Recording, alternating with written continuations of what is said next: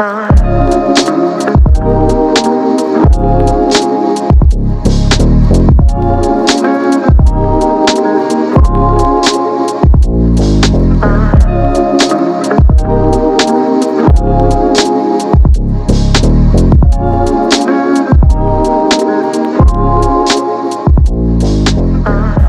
first time for the vlog doing a home game. I'm in for 500 playing 1-2 no limit, and in the first shuffle of this 10-handed game, I raised a 10 from under the gun with ace-5 of diamonds.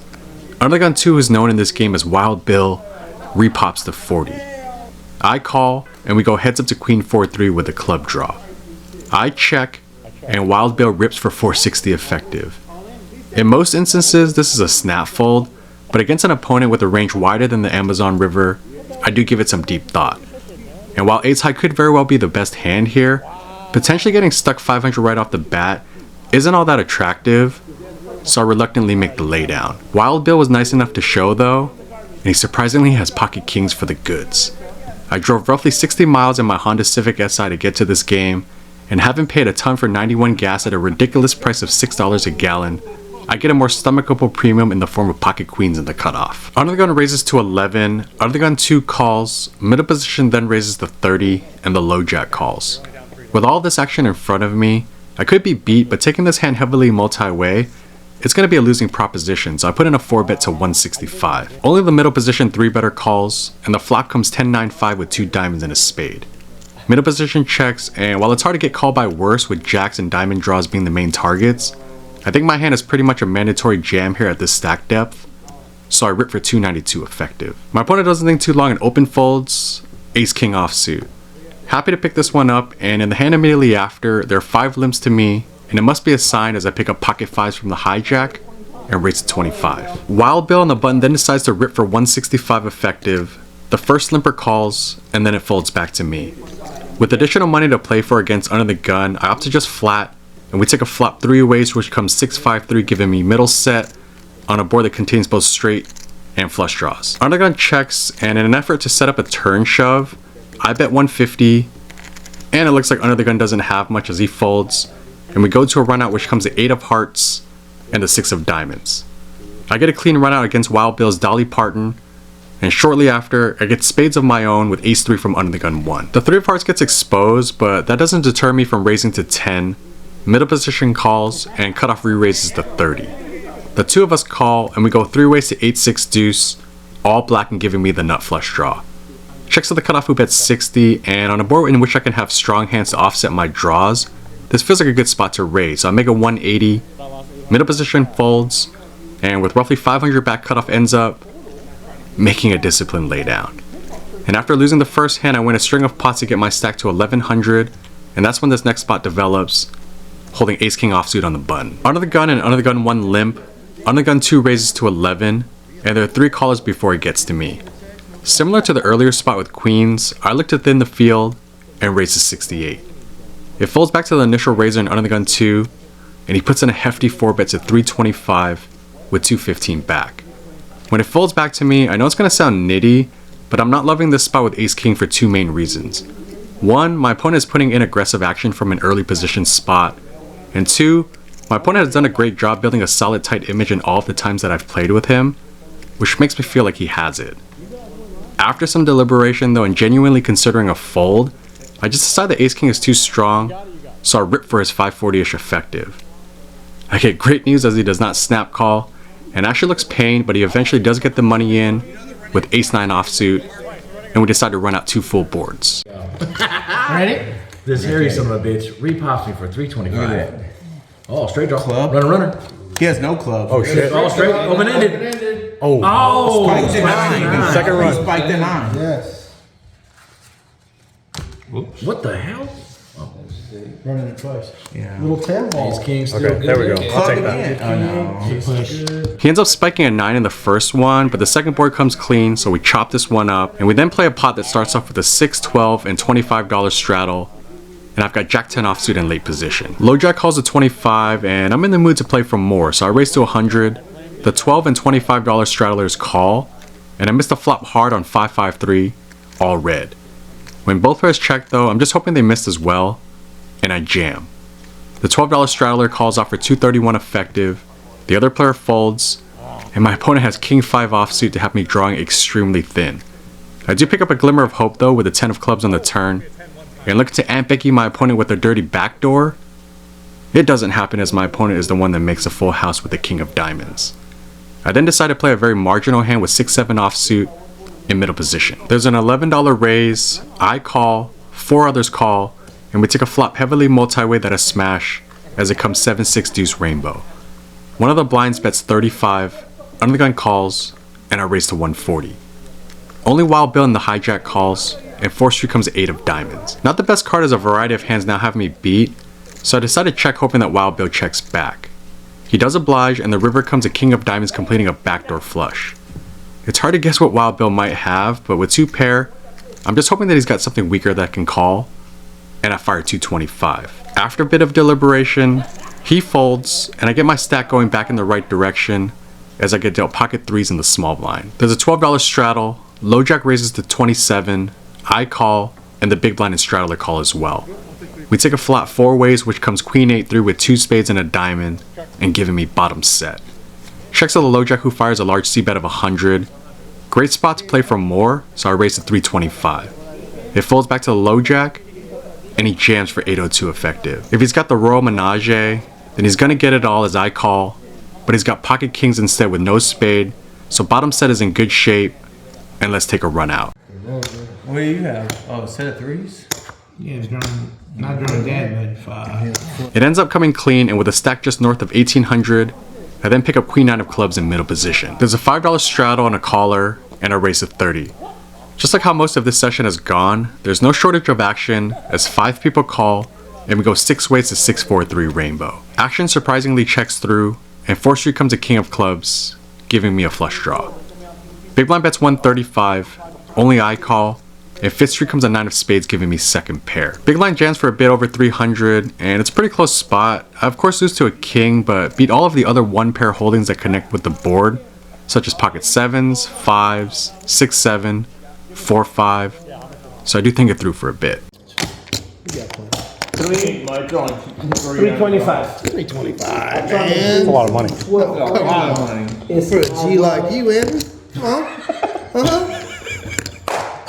You got your own blog and everything. Yeah, you know what he's doing. You know what he's doing. Get him, Filthy, get him. And after getting pumped up by Phil on my right, I decided to let this one go, and my opponent was nice enough to show king 8 offsuit for the better hand. Glad I folded, as I can sometimes get too curious. That's good, that's good. Alright, just taking a break from the hands to run through a few announcements. The first of which is that I'm going to be at Graton Resort and Casino from Friday, May 27th through Sunday, May 29th. Just a short trip for some poker, so if any of you are out there, look forward to mixing it up with some of you. The second announcement is that I'm going to be heading to Las Vegas during the early part of the World Series from Sunday, June 5th through Wednesday, June 8th. I'll be out there with my girlfriend Cindy, mainly just to hang out, but maybe fire in an event, but also get acclimated with the new venue for the World Series. So looking forward to that. And then the more proper World Series of Poker trip is going to take place for me from June 23rd to early to mid-July. And that's where I get to share this more exciting announcement and essentially being inspired by fellow content creators such as Close to Broke, Rampage, Brad Owen. I'm going to be doing a giveaway of 2 seats for event number 51, which is the $400 Colossus. There's a starting day on Friday, June 24th or Saturday, June 25th. So there's going to be out of my own pocket, just a fun way to interact with all of you that support this channel, watch the videos. And in order to enter, you just got to do a few things. The first of which is that you need to be a subscriber of this YouTube channel. 2, you need to drop a comment down below with the hashtag LockItUp. 3, head over to my website, projectlock.com. There's going to be a form with just a few short questions for you to fill out. And the deadline for submissions is going to be Saturday, May 21st. I'll take a week to review all the submissions and then announce 2 winners on Saturday, May 28th. So yeah, good luck to everyone, and let's get back to the hands. With a bit over 1600, I then pick up blackjacks from under the gun and raise to 12. Boatload of callers once again, and we go 7 ways to 10-7-5 with 2 spades and a diamond. One of the better flops for jacks in a multi-way spot, and after action checks to the low jack who bets 55, I put in a check raise to 150 for value and to clear up some equity. Only the low jack better calls, and the turn comes a 9 of spades, which is a pretty juicy card. Can go either way here, and in hindsight checking might have been better, but I continue with the aggression through a bet of 175. This primarily for denial against hands that contain a 10, 8, and single spade better than a jack. And after some deliberation, low jack rips for 525 effective. Pretty crappy spot as it's never fun to fold a straight flush draw, but I give my opponent credit for having a strong value hand and fold. My suspicions were fortunately confirmed as he shows king 3 of spades for the third nuts. With the stack going in the wrong direction once again, I then get dealt ace 10 of clubs in the small blind and raise to 35 after 6 players limp. I pick up 3 callers and the flop comes king king jack with 2 spades and a diamond. Range advantage board here, so I c-bet 50, and unfortunately all 3 players call. Probably going to give this one up if unimproved, and that is what happens with the 5 of hearts on the turn.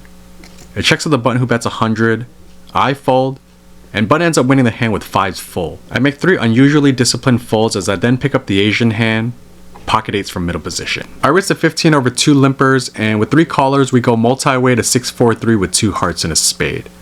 Hard to flop an overpair with 8s, but I managed to do so, and the big blind decides to leave with 30. The other 2 players fold, and while there's merit to raising for value / denial, this is a board that the big blind can connect strongly with, so I just call. The turn comes a board pairing 6, and big blind sticks with the aggression for a large bet of 225. Price is a bit too steep to continue, so I let this one go, and big blind shows 5-7 of hearts for the flopped joint. Nice to make some correct folds in the last couple hands, but I think I've reached that quota for the session, as I call a $12 raise from the button with 3-6 of diamonds. We go 7 ways to a raggedy 7-5 deuce rainbow, giving me a gutter and backdoor diamonds. Big blind leads for 15. There are 3 callers, and a call from the button as well. 4th street comes a king of diamonds, so I pick up the backdoor flush draw, and this time action checks to me. Good spot to semi-bluff here, and I bet 100. Only under the gun 1 calls, and the river comes a brick deuce of hearts. Under the gun 1 checks, and while bluffing on paired boards is tough, that's the only way I can win this hand. My read on the situation is that my opponent is unlikely to have a king, so the target is pretty big in terms of trying to garner a fold. To go into a bit more detail, it should be tough for my opponent to call a bet with a 7 or 5, and pretty much all of his missed draws have to auto-fold, and that would include a hand like ace-x of diamonds. All that said, I fire 265, and he open folds 6-8 offsuit. It's a friendly game, so I show the 6 high, nice to get this one through, and I pick up diamonds once again, this time with 9-10 from the hijack. We are 7-handed, I raise to 15 after a limper, and the button and low jack call. The flop comes queen 10-7 with 2 hearts and a club, and being sandwiched between 2 opponents, I opt to not c-bet, and it checks through. The turn comes a 4 of spades, and it checks to the button again, and this time he fires 25. Low jack and I both call, and the river comes another 4. Checks to the button once more, and this time he fires 125. Low jack folds, and I go into the tank. I have a pretty good bluff catcher when it comes to the card side of things, but oftentimes I end up leaning heavily on my reads, even if the math and combinatorics say otherwise. In this spot, I think it's very possible that my opponent has 4x of hearts, so I make a bit of a tight fold and get shown 5-6 offsuit for the successful bluff. My opponent knows that 5-6 is my favorite hand, and I definitely did not see this one coming, but credit to Matt for pulling this one off. And I then play another interesting one that I unfortunately did not record, but I raise a 10 from early position with queen 10 offsuit. There are 3 callers, and the flop comes king jack 7, giving me a 2-way straight draw. Checks to me, and I c-bet 25. I weed out 1 player as the blinds call, and we go 3 ways to the deuce of diamonds on the turn, which puts up a backdoor flush draw. Checks to me once again, and this time I fire 85. Only the big blind calls, and the river rolls off another king. This time big blind leads for a bet of 225. Definitely a polarized situation, and my initial thought is that he doesn't have it, and to try and break things down, if he had a hand like pocket 7s or deuces, I think I would have heard from him on the turn. I don't think he's taking this sizing with a jack for value, so he's either got a king or nothing. And as far as his nothing, I prefer not to have the queen of diamonds, but he can still very well have a hand like 9-10 that miss a double gutter, and some 10-8s, 8-9s with missed diamonds. All that in mind, I get stickier than a trip to Krispy Kreme and put in the 225. My opponent tables, King deuce of spades for the full house. Yeah, queen high is no good, and while I leave this pot with a donut, I fortunately still have a healthy stack as I raise a 10 again from early position, this time with 7-8 of spades. Middle position puts in a 3-bet to 30, button calls, and closing the action, I call as well. We go 3 ways to queen 5-4 with 2 hearts and a diamond, and giving me the nut shot. Action checks to the button who puts out a bet of 75. I've only got 3 clean outs, but given that the button is somewhat deep, I decide to make a loose call, and middle position folds. 4th street comes gin as I hit an offsuit 6 to give me the nuts. I knuckle hoping to check raise of course, but button smartly checks it back. River comes an interesting card as it's the queen of hearts bringing in trips, full houses, and the flush. Not sure what's best, but I offer a block bet of 125. My opponent decides to put in a min raise at 250. Feels like I'm beat, but folding for that price doesn't seem great, and raising as a bluff isn't ideal either, in case he has a full house. That leaves call being the option, and he tables queen jack offsuit for a hand that I fortunately beat. A bit of a thin attempt on his part, but I don't hate it as I could have had a weaker queen, and after crossing the 2k mark, one more notable hand develops when I have pocket kings in the cutoff. Middle position raises to 12, I 3-bet to 35, and big blind in middle position call. We take a flop 3 ways, which comes 10-5 deuce with 2 spades and a diamond. Big blind opts to lead for 125 off a stack of a bit over 1,000. Middle position folds, and with both options on the table, I decide to raise to 300. After a bit of time in the tank, big blind rips for 1040 effective. Definitely did not anticipate this play, and on the surface it seems like a standard spot to go with it, but I'm concerned for a few reasons. One, my opponent is representing a set and can reasonably have all of the combos here, and I've played with this opponent a few times, and while he has a bluffing gear, I've never seen him do it for this large of an amount. Lastly, while I don't have the ace of spades, having the king of spades is still relevant since it takes away some of the spade draws that he can have. After factoring all of this and perhaps having some negative carryover from the previous vlog when I lost a big one with kings, I decide to let this one go. Was it a good decision? Well, I get to find out as my opponent turns over. Queen 10 offsuit for just top pair. Sometimes you make plays and you feel like a genius, and other times it's an ay-ya kind of moment, and you just look like a ding-dong. Oh, there's the queen. You would have wanted me. Oh, Well played, well played. Alright, that's going to wrap it up for the hands in this one. I'm actually shooting this outro a couple weeks after that home game, but I'm actually in the same area. This is a town called Vacaville. It's sort of close to Sacramento, and I'm actually having dinner at this restaurant behind me. It's an Italian restaurant. Actually here with Doug McCusker, a fellow vlogger, and his wife Laura Lee. We're celebrating her birthday.